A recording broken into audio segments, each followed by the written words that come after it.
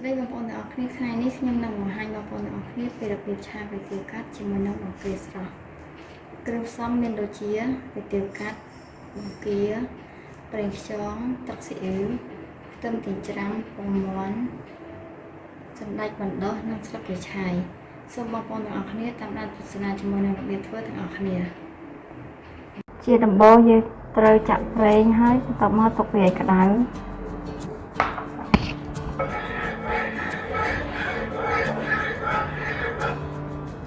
បន្ទាប់មកទៀតយើងត្រូវដាក់ខ្ទឹមចិញ្ច្រាំដែលយើងបានចិញ្ច្រាំហើយដាក់ចូល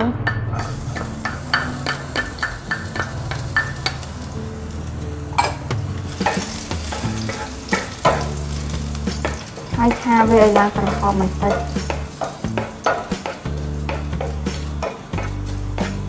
ហើយយើងត្រូវចាក់បង្គាចូល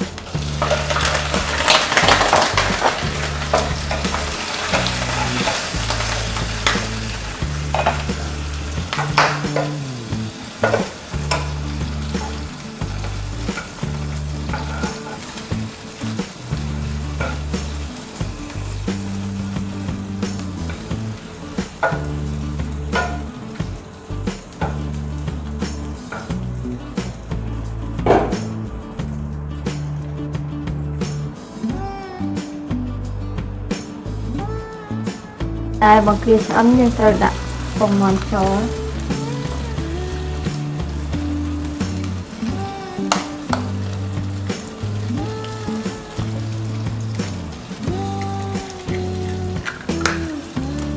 បន្ទាប់មកកូរពងមាន់ឲ្យបែក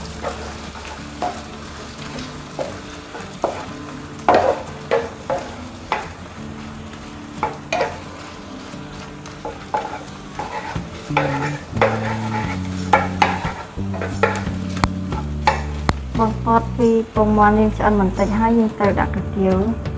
ចូល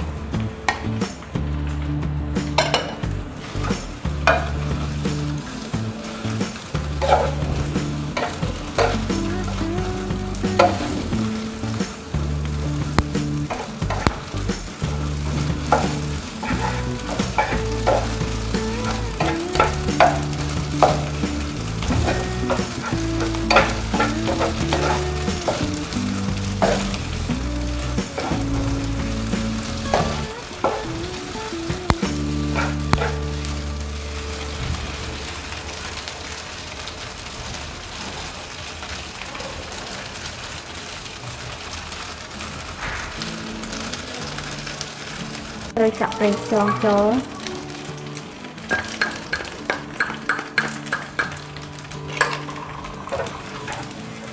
បន្ទាប់មកយើងត្រូវចាក់ទឹកស៊ីអ៊ីវចូល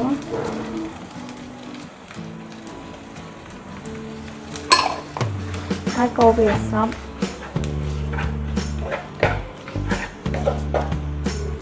បន្ទាប់មកទៀតយើងត្រូវដាក់ប៊ីចេងរ៉ូឌីនិងស្ករសចូលគ្នាតែយើងដាក់បន្តិចៗបានហើយព្រោះអីខ្លាចវាប្រៃពេក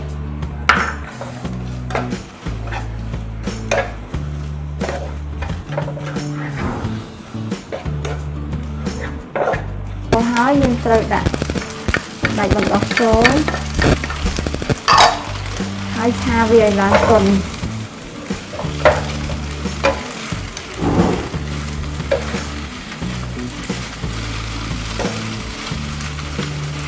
ក្រោយពីសណ្តែកបណ្ដុះយើងឆាយរៀងទន់ហើយយើងត្រូវចាក់ជីឆាយនិងម្ទេសចូល